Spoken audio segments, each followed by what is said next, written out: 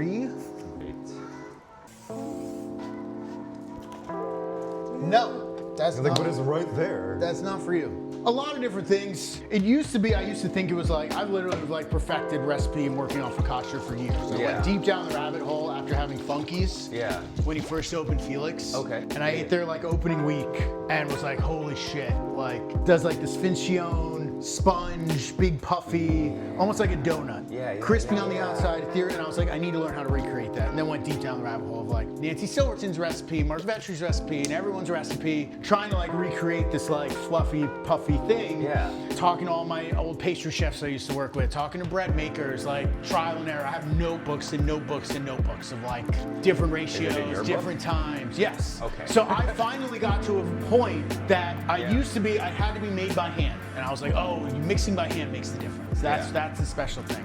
No, now I use a machine. It used to be, okay, it's like a 4-day process. No, I got it down to this I made yesterday. I think a lot of it just comes Is it down. like just like the relaxing and the rest? Yeah, just, you know, I think the thing that everybody does wrong is they don't proof it properly. They either overproof it or underproof it. And like, yeah, it's silly to have a proofing box, but nobody likes their home kitchen at 80 to 90 degrees. No. That's not comfortable. No. And that is the And perfect like a lot temperature. of people's ovens have a proofing setting at this point anyway. Yeah, but your oven needs to be preheating.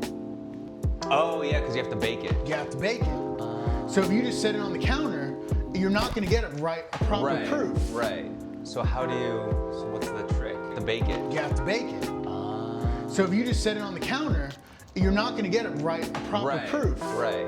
So what's the trick? A proofing box. Or you could like put it in the microwave with like steaming cup of water. Or like cover it with a towel and put it by the window in the sun. That everybody like doesn't appreciate is I appreciate my focaccia like you would sourdough. And I use commercial yeast, I don't ever use sourdough. Because sourdough is not, I feel like not for focaccia. Really? You want that like, because sourdough makes things chewier. Yeah. It makes things like heartier. Yeah. Focaccia should be like melt in your mouth. And you get that from commercial yeast, you don't get that from sourdough. And so many restaurants I know use sourdough starters. Focaccia. Yeah. I think if you want like if you're going, you want that flavor, and it's usually because of flavor. Yeah. Use good wheat. So I always add like red fife or einkorn or like, and then you'll get all that flavor of wheat. I love einkorn wheat. And then I love the flavor of commercial yeast. Like I use 1%, which people think is crazy. Usually use like 0.5% or 0.1%. And then I take the time to like actually shape it.